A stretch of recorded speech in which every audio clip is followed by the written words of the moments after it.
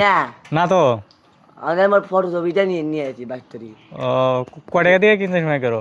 আমি দিলাম 1.5 লাখ, মোর ভাই দিলাম 1.5 লাখ। 1.5 লাখ টাকা দিয়ে মাইকেরও কিনছিস? 1.5 লাখ মোর ভাই না দিতাম।